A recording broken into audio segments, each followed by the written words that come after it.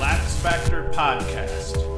What is up, Premier Lacrosse League fans? Today, we're going to talk about my game of the week for this weekend, the Cannons and the Chrome. It was a hell of a game. Looked like the Cannons kind of had things locked up until about the final 7 minutes when things started to roll for the Chrome, and then it started to put the whole outcome of the game in question. But the final 2 minutes were nuts in this one. Now, the story for the Chrome the last 2 weeks has been glad we brought the kids. The kids last week played incredible and helped the Chrome win late in the game, and it was no different this week. The Chrome were down 11-6 after Bubba Fairman scored, another kid scoring for the Cannons in this case, though, with under 8 minutes to play. And then at the 6:26 mark, Mike Messenger, not a kid, makes it 11-7 on a beautiful dive goal assisted by Brendan Nichtern, first-year rookie player. Not an insane feed, but a very heady lacrosse play. He gets the ball to Messenger as soon as he sees what's happening. He sees the spacing. He sees Messenger's wrapping around the crease with his defender trailing him, not in any position to be able to get back in front of him and stop him at GLE. He gets him the ball early. Messenger sets Messenger up for that beautiful dive goal, though. Hats off to Messenger. Even better for Messenger on this goal, though, and we'll talk about this a little bit more later in the show, is that Messenger also forced the turnover on the other end of the field against Lyle Thompson, put Lyle Thompson down in the dirt, got the ball back upfield, and then he ends up being rewarded by scoring the goal here, kind of on a slow break situation as the defense was trying to get back and get settled.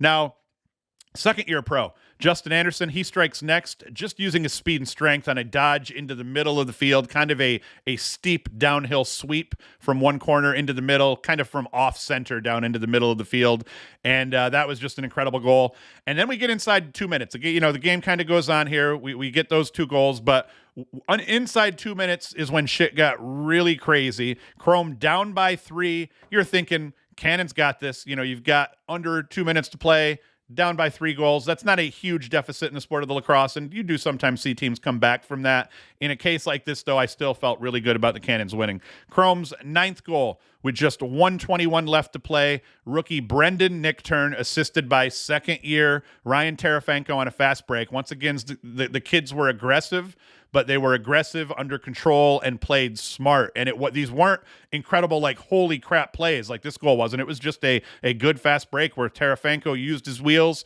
got his butt upfield, sees Nichtern down low, Nichtern buries it. Nichtern was struggling shooting up to that point as well. So, but even after this goal, this makes it, 11-9, I think it is. And I still think the Cannons have this. Now, the Chrome's 10th goal, just 53 seconds left in the game. This time it's veteran Dylan Malloy from second-year Justin Anderson, and now this game is in question in a legitimate way. But one thing that I want to do here is I actually want to kind of draw on this play here a little bit. So we're going to come over here and we're going to play this because I just want to show you, even though Justin Anderson is only a second-year pro, he is a geezer, in terms of his age. He's slightly older than the average second-year pro would be. So this kid right now is kind of in that period of his life and physical development where he's kind of in his prime. And right now for the Chrome, he's playing like he's in his prime. So I just want to kind of write up on this one. What we're going to see Anderson come over this way. He's going to get the ball, and all he's going to do is he doesn't even dodge. They just know that that's what he's going to do, and he's been killing people, dodging from kind of this area here on the field and kind of a steep sweep downhill, getting into the middle of the field, getting his hands free. So obviously they're worried about that. So we're going to see here now how this plays out. Now we see he hasn't even done anything yet. He's just getting ready to dodge. We have a defender trailing him. We have the help coming off of Rogers. So these two guys here are kind of splitting him here as they kind of do a half-ass pick-slip kind of play. But they're like, nope, we're not going to let him get into the middle of the field. So we have help right here. But the key here on this play, and let me get rid of some of the crap I have on the screen here. The key and what we want to watch is he's got his eyes up, and this defender here is technically going to be the crease slide. And even though we have a backup here, because Nichtern's guy is sneaking up here, the fact that he is now shading away from Malloy on this play here is what ends up freeing this up. Let me get rid of this again. It's what ends up freeing this up. And you see now he's got all the space in the world over here. Hits Malloy.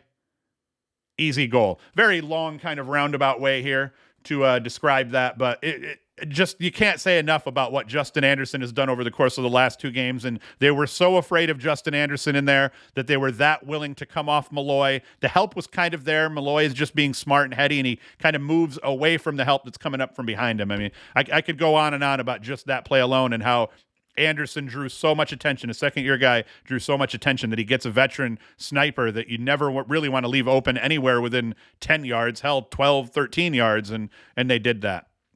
So now the game is in legitimate question, though, here. And at this point, it comes down to Connor Farrell and the face-off, and he doesn't disappoint, giving the Chrome another chance to win with about 40 seconds left. Is by the 40 seconds left by the time they get the ball settled, and they didn't even fully get it settled. It's second-year Ryan Terefenko, assisted by rookie Brendan Nichtern, that connect for that game-tying goal. Now, I think this is kind of a liberal use of an assist overall, and I'll get chirped for that, I'm sure. But Nichtern has his head up, sees Terefenko in the top of this field all by himself, top middle, and knows that if he's going to get him the ball and help is going to come, but Terefenko uses that greatly. He just kind of waits for the help to come out and break down. He face dodges him as he's breaking down on him, goes right past him and sticks it. A beautiful goal here by Terefenko, and you could tell he had that set up. He was waiting to do that before the ball ever touched his stick. He was waiting to pretend he's going to shoot, face dodge that guy, go underneath him, and then he scores that goal. So that was pretty awesome. Now, yet another beautiful play also by a short stick D midfielder, and we'll talk about that later in this game. You almost couldn't even call Messenger and Terefenko D mids in this game. Now it's okay. It is OT time here, sudden death overtime. Lyle has a chance to win this game in overtime, dodging into the middle of the field, but once again, it's freaking Mike Messenger. He's there to meet him, kind of just causes some interference, gets a stick on him, forces the turnover, and immediately gets the ball upfield. The ball ends up in the hands of Brendan Nichtern at X. After a quick restart, Nichtern picks it up and immediately sees Messenger open on the right side, goal line extended, hits him, and that is the game winner. Messenger, once again, forces the turnover on the defensive end of the field, gets the ball upfield, and then scores the goal on the offensive end of the field. So it was just beautiful. Sudden death, baby, and we've got a winner. And I love calling the game-winning goals in overtime sudden death because people are starting to get away from that because it's just stupid. I'm becoming an old man here. I'm a crotchety old man at this point complaining about dumb shit. Now, the kids. I want to talk about keys to this game here, and one of the main keys to this game, like I already said, is the kids.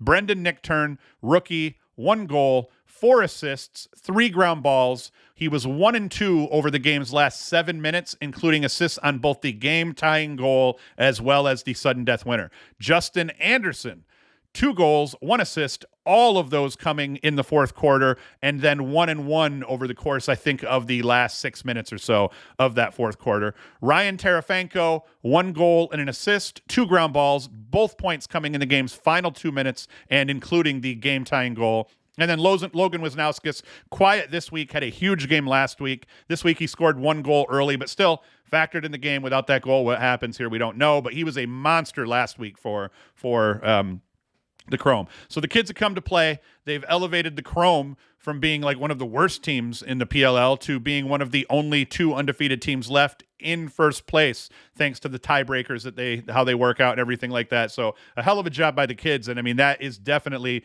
you'd have to be an idiot not to see that the children are the ones that are helping the Chrome right now, elevate their play into that 4-0 start. It's incredible. 2-way midfielders. And I say specifically 2-way midfielders, especially in this game, because there's no world in which you can call Terefenko and Messenger D-mids or short stick D-mids. Both players, especially down the stretch in this game, got shit done on both ends of the field and between the boxes. They played a complete game, especially Messenger, who forced those 2 turnovers that both resulted in goals for Messenger. There is nothing like feeding yourself goals. That was incredible. Messenger finished the game with 2 caused turnovers, 2 ground balls, and 2 goals, including the game winner. And if we looked at Messenger's season stats here, where are Messenger's season stats? Right here. It's quiet in other games this season here. We see against the Archers, no caused turnovers, a ground ball, and a point with 2 penalties. So that's not a great game there. That's a net negative, I would say. Against the Redwoods, 2 ground balls. That works. Water Dogs, nothing. And then against the Cannons, 2 caused turnovers, 2 ground balls, 2 goals, and just a single penalty. So a hell of a job there by Messenger. And then in terms of Ryan Terefenko, so far this season, I've already discussed him, but over 4 games, 3 caused turnovers, 8 ground balls, 3 points. He's got a goal and 2 assists, shooting 33% here. Just a hell of a job here so far for Terefenko. And in this game specifically, 2 ground balls, 2 points off a goal and a helper. So big crap out of him.